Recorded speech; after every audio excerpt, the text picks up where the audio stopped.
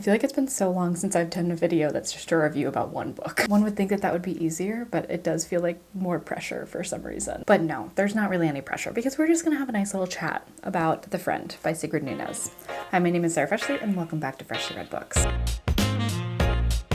So this book is my TBR Spin January pick. If you don't know what TBR Spin is, then definitely check out the video linked in the description. Basically, it's like a year-long readathon or reading challenge that is hosted by me and Jill from The Book Bully, where the whole goal is to every month be reading at least one book from your current TBR. But you set that list at the beginning of the challenge, and then every month you get a new prompt that directs you to one of those books. There could be a chance that some of those books might be swapped out, but for the most part, you are sticking to that main list. So January's prompt was to read a book that had won a book prize. I had at least 3 prize winners on my list, but ended up choosing, well, really, Jill ended up choosing this one for me. I had her pick between my 3. And so this was the winner of the National Book Award. So as a brief synopsis into what this book is about, this follows our unnamed protagonist. A friend of hers has just taken his own life, and he has kind of implied to his current wife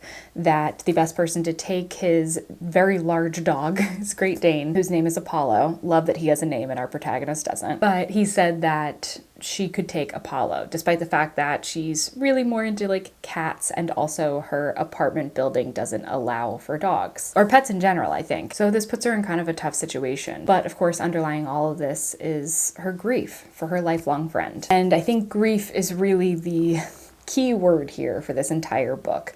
It is about grief. It's not quite as sad as I expected it to be for being a book that is basically entirely about grief, but maybe it's because I had that expectation going into it. Our protagonist is very thoughtful about everything, and so she kind of dives into all the different perspectives of every little thought she has, of every interaction that she shares with us through this story, whether that be interactions that she's currently having or interactions that she had with her friend before he took his own life. I think that this thoughtfulness comes from her being a writer herself, and so the book is supposed to be her writing about this. But also throughout it, she's writing about other things, including women that have been sex trafficked and their story, or encouraging them to tell their own story, even if just for themselves and no one else. So it's not like her being a writer is just her writing this book, but we're seeing her be a writer outside of that. It's weird. I've been reading a lot of books about writing recently, and this kind of felt like it fit right into that. The other one being Bird by Anne Lamott, and What I Talk About When I Talk About Running by Haruki Murakami, which doesn't sound like it's about writing, but it is a lot about writing. I mean, it's definitely more about running, but he compares running to writing a lot. And I'll be talking about those books for other videos that I have planning to come out soon.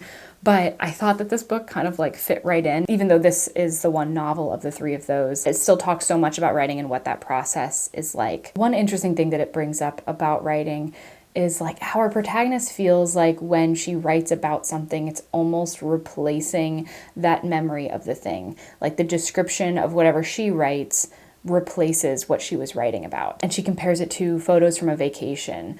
Like once you are removed from the vacation and you're looking back at it and you're looking at those photos, soon what you're remembering is actually the pictures that were taken rather than the vacation itself. So in the act of writing, sometimes she feels like she's being destructive. Okay, that was our little detour into writing, but back to the grief, because that's really the solid theme throughout all of this.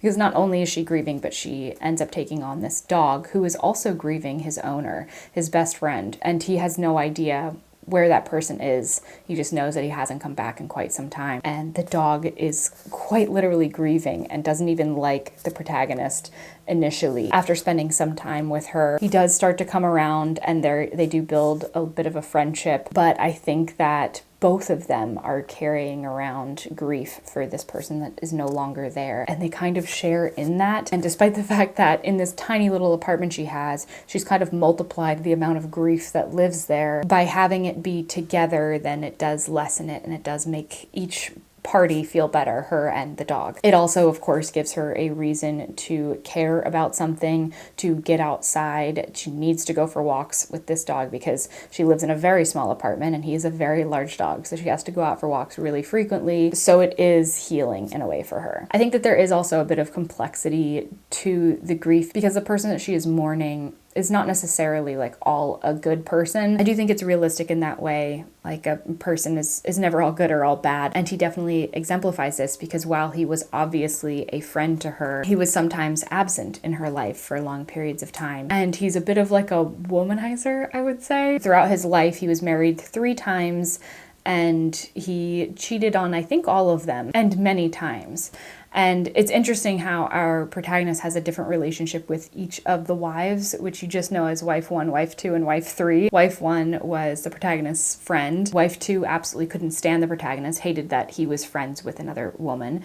And wife 3 was kind of more ambivalent about her. I think overall I did enjoy this story quite a bit, and I think that it had a lot of really nice and reflective portions to it, and so it is this like slow and nice read. There were some aspects to it that I didn't like, the prime thing being that I didn't find the friend very believable, I guess, as a person. Like, he's supposed to be very charming, and that's how he kind of gets all of these women, because he's a professor, and so a lot of the women that he teaches really end up liking him. He basically gets like groupies out of it. But every story that we hear of him, I just didn't find it all that charming. I didn't find him all that charming, but maybe that was just the perspective that we were getting. Maybe that's because we get the story from the protagonist's point of view, and maybe she's kind of like immune to those charms at this point in her life because she's known him for so long. There were just some things about the characters themselves that seemed just like a little bit lacking, and just slightly, but it was enough to not propel this book into the like, I absolutely loved it, but instead just be like, yes, I liked it, I enjoyed my time reading it, and I would recommend it to others to read. I just didn't like love it. But that is going to do it for this book and this review. I hope you enjoyed watching it, and I will see you in the next one. Bye!